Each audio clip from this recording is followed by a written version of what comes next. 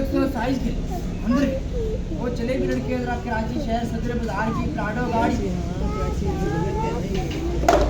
Mummy अभी तो नहीं उठानी थी प्लेट। मम्मी जो कह रही थी नहीं अब नहीं खाना। चने एक मेरा बच्चा और लाओ, हाँ चने तो थोड़े। चने और लाओ और साग थोड़ा सा डालना, बस एक चने और ले। फाइनली जी दिसंबर इज़ ऑन स्पीक और सर्दी पड़ना शुरू हो गई है मुल्तान के अंदर, और बड़ी ही ज़बरदस्त और कड़ाकेदार सर्दी पड़ी है और मज़े वाली ठंड है।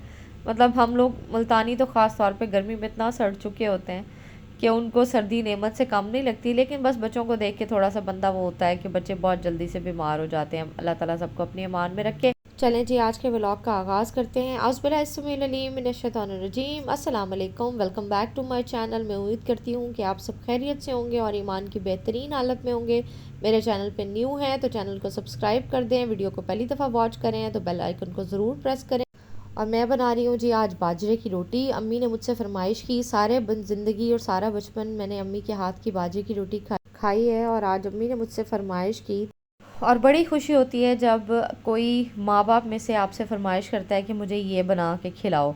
मुझे तो बहुत खुशी होती है क्योंकि मुझे कुकिंग का बड़ा शौक़ है। अम्मी अब्बू के अलावा भी अगर मुझसे कभी भी कोई कहे, मेरे हस्बैंड कहें, मेरी सास कहें, या कोई भी देवर कहे या रिलेटिव भी कहे कि आपके हाथ की ये चीज़ बनी हुई अच्छी लगती है, तो मुझे बड़ी खुशी होती है। तो मैं बड़े शौक़ से बना के खिलाती हूँ। और ये तो फिर मेरी अम्मी हैं, तो अम्मी ने कहा जी मुझे बाजरे की रोटी खानी है। और क्योंकि ज़ाहिर है एज के साथ साथ माँ बाप के अंदर इतनी सकत नहीं रहती, या माओं के अंदर इतनी हिम्मत नहीं रहती कि वो ख़ुद इतनी मेहनत करें। कुछ भी खाने का दिल चाह रहा होता है तो वो बेटियों से फरमाइश कर देते हैं या बहुओं से कह देते हैं। तो इतनी स्पेस रखा करें बहुएँ भी कि अगर सास ससुर में से कोई फरमाइश कर रहा है तो खुले दिल के साथ उसको एक्सेप्ट किया करें और बना दिया करें। तो आज मैं अम्मी के लिए बना रही हूँ जी बाजरे की रोटी। ज़िंदगी में पहली दफ़ा मैं ख़ुद बना रही हूँ, सारी ज़िंदगी मैंने बनी बनाई खाई है और सारी टिप्स और सारा प्रोसेस मैंने अम्मी से ही पूछा था। और अब मैं अपने घर बना रही हूँ और फिर मैं अम्मी के पास लेके जाऊँगी। अच्छा जी, ये आटा जो है बड़ा ट्रिकी होता है इसको ज़रा गूँदना, और हम तो अपने बचपन में सारी ज़िंदगी बाजरे की रोटी खाते आए हैं और हमारे बच्चों को तो इस चीज़ का कुछ पता नहीं है। जो मेरी तरह के 90s के लोग हैं उनको बड़े अच्छे से पता होगा कि सर्दियों में बाजरे की रोटी बड़ी शौक़ से खाई जाती है। तो मैंने तो अपने बच्चों को कुकीज़ के कह के खिलाई हैं। बताया तो ज़रूर है कि बाजरे की रोटी है, लेकिन कुकी का कह के खिलाया कि इसको कुकी की फॉर्म में खा लें आप। तो अब मैंने हल्का हल्का पानी डाला है, बिल्कुल भी आपने इसको ज़्यादा पानी नहीं डालना, ये बिल्कुल पतला हो जाता है और हैंडल करना मुश्किल हो जाता है। हल्का हल्का सा पानी बिल्कुल डालना है और बड़ा हार्ड सी डो एक बना लेनी है। वो हार्ड सी डो को मैंने थोड़ी देर के लिए फ्रिज में भी रखा था, और फिर लास्ट में जब ये थोड़ा सा गुंज जाता है ना, तो फिर लास्ट में इसको सिर्फ हल्का सा हाथ पे पानी लगा के इसको हैंडल करना होता है। तवा मैंने किया जी गरम, और इसकी एक समझे आप, अगर आपकी बाजरे की रोटी जो है ना वो टूटी नहीं है ना, तो आप सक्सेसफुल हैं, आप कामयाब तजर्बा कर चुके हैं रोटी बनाने का। क्योंकि इसको हैंडल करना ही सबसे बड़ी बात यही होती है कि ये टूटे ना, और इसको बिल्कुल लाइट सी आंच के ऊपर पकाना होता है। और मैंने इसको पलटने के लिए प्लेट का यूज़ किया है। बिल्कुल सेम प्रोसेस है, लेकिन आपने इसके अंदर साथ साथ ऑयल ऐड करना है, क्योंकि ये बिल्कुल ज़रा ड्राई की फॉर्म में होता है।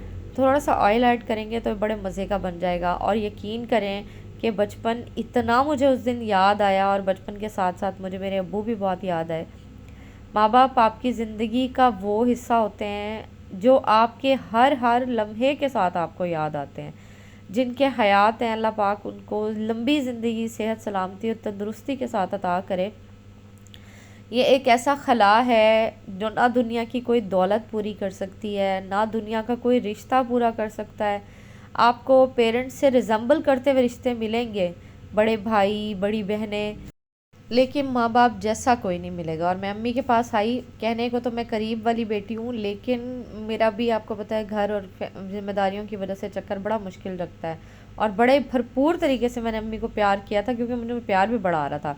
फिर जी थी भाई भाभी की एनिवर्सरी भी थी, तो फिर मैंने थोड़ा सा छोटा सा सरप्राइज़ दे दिया था उनको। मैं केक ले गई थी, मेरी भतीजी की बर्थडे भी थी और भाई भाभी की एनिवर्सरी भी थी। और हमें तो मौका चाहिए होता है कि हम कुछ भी अच्छा और मोहब्बत भरा वक्त जो है वो साथ स्पेंड कर सकें।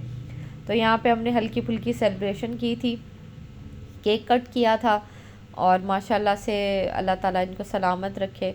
बहुत कम ऐसे भाई होते हैं और बहुत कम ऐसी भाभियाँ होती हैं जो अपने बहन भाइयों को अपनी औलाद की तरह से समझते हैं और उनकी ज़िम्मेदारियां उठाते हैं और उनको पूरा भी करते हैं। अल्लाह ताला सबको ऐसे भाई नसीब करे जो बाप के जाने के बाद भी बाप की कमी को पूरा करने की कोशिश करते रहते हैं। फिर जी हमने रात को खाना वहीं खाया था और बड़े मज़े का खाना बना हुआ था। भाभी ने बड़ी मेहनत की हुई थी और सूप था, इसमें फ्राइड राइस थे, मंचूरियन था और सालन था। ये है जी नेक्स्ट मॉर्निंग हम आ गए थे जी बाहर, क्योंकि विंटर्स में अक्सर बाहर का नाश्ता सुबह सुबह गरम गरम बड़ा मज़े का लगता है। तो हम आ गए थे बाहर और प्लीज़ मेरा गला और ख़राब है तो इग्नोर कीजिएगा। और रिवाड़ी मोहल्ला आए थे हम नाश्ता करने के लिए। जो मुल्तान में रहते हैं उनको तो बड़े अच्छे से पता है यहाँ का रश, यहाँ के जायके, यहाँ की वाइब। मुझे खुद को ये जगह बहुत पसंद है। नहीं इसका नहीं है, इसका नहीं है, हमारा ऑल्टो बीच में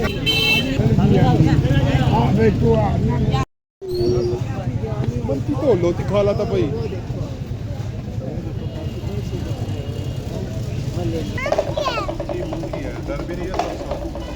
ये निशान थे, पता है, हम थे। बताया मैंने इनको, बताया वह सारा को खा दो।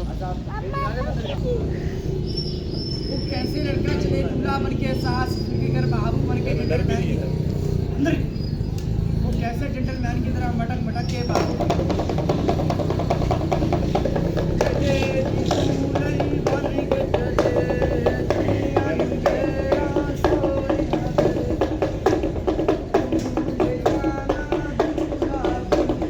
मेरे हाथ से छीन के चला गया था। क्या मानते थे?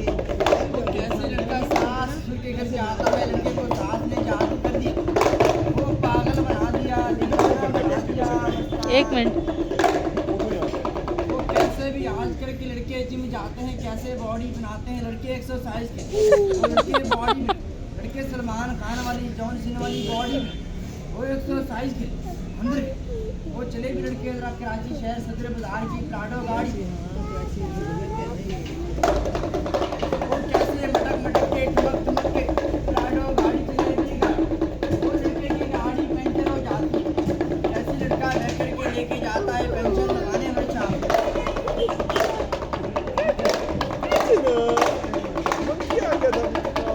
वो कैसे लड़के जरा बुलर आने वाले डिस्कोड़ा, वो बुलर ठुमके लगाए बुलर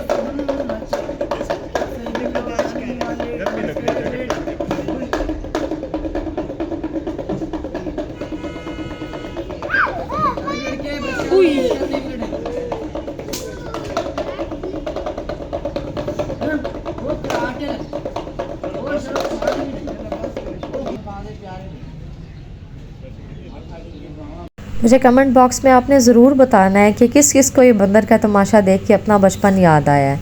खैर जी हमने खाना मंगवा लिया था, नाश्ता मंगवा लिया था। यहाँ पे पाए थे, चने थे, अचार था, मिस्सी रोटी थी और तंदूरी पराठे थे। आपको मुल्तान पूरे में तंदूरी पराठे कहीं से नहीं मिलेंगे। पाए थे बड़े के और साथ में मक्खन, शक्कर और अचार था। और हमने एक प्लेट साग भी मंगवाया था, लस्सी थी साथ और चाय थी।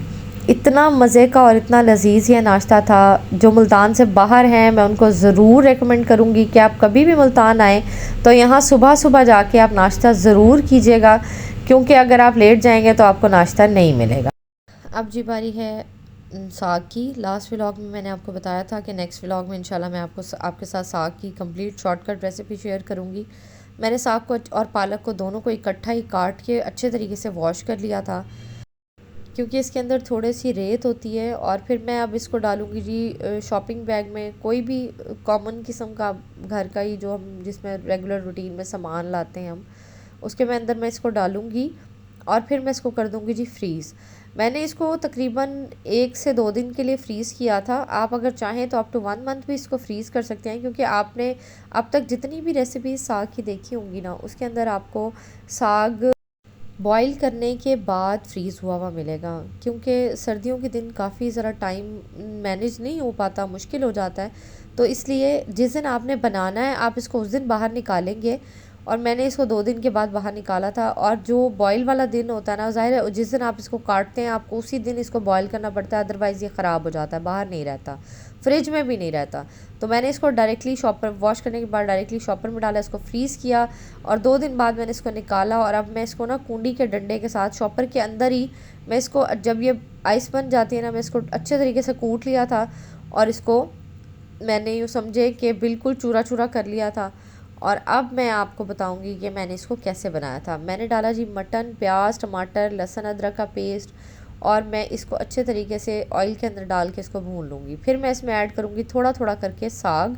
और जैसे ही ये चूल्हे के ऊपर खड़ा रहेगा और थोड़ी थोड़ी आग थी, गैस ने बड़ा प्रेशर वाइज बड़ा तंग किया हुआ है, आ तो जाती है बट प्रेशर नहीं होता। तो मैंने इसको सुबह सुबह ही चढ़ा दिया था, थोड़ा थोड़ा करते करते ये शाम तक ऑलमोस्ट बन गया था। अच्छा, मैं थोड़ा थोड़ा इसमें ऐड करी थी जब वो नीचे बैठ रहा था। आप देखें बिल्कुल पत्ते टूट चुके हैं क्योंकि फ्रोज़न थे और इनको हैंडल करना आसान था। और मैंने मेथी कभी भी पालक में या साग में मैंने फ़्रेश वाली नहीं डाली, मैं यही कसूरी मेथी डालती हूँ और ड्राई वाली, और धनिया डाला है मैंने इसके अंदर।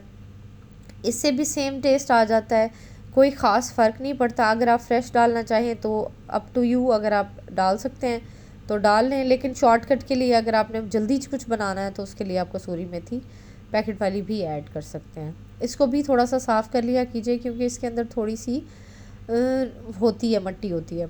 अब जी मैंने इसको लगा दिया प्रेशर। प्रेशर लगाने के बाद जब इसको अच्छे तरीके से प्रेशर आ गया तो अब मैं इसको यहीं ही मैश कर लूँगी। अगर आप चाहें, आपको बिल्कुल मलीदा हुआ पसंद है तो मैंने तो उसके अंदर मटन डाल दिया है। आप चाहें तो आप मटन निकाल के इसको हल्का सा ग्राइंड कर लें या आप इसको चॉपर के साथ यहीं पे हांडी के अंदर ही चॉप कर सकते हैं। लेकिन मुझे ज़रा मलीदा हुआ नहीं पसंद, थोड़ा खड़ा खड़ा पसंद है, घर में भी सबको इसी तरह से पसंद है। तो मैं इसको यहीं पे मैश कर लूँगी। प्रेशर काफ़ी आ गया था, यहीं पे इसको मैश कर लूँगी। इसमें थोड़ा सा मैंने घी और डाला था, मुझे लग रहा था कि कम है। अच्छा, इसको यहीं पे मैंने मैश किया, इसको मैंने भून लिया और भूनने के बाद जी मेरा साग हो गया था रेडी।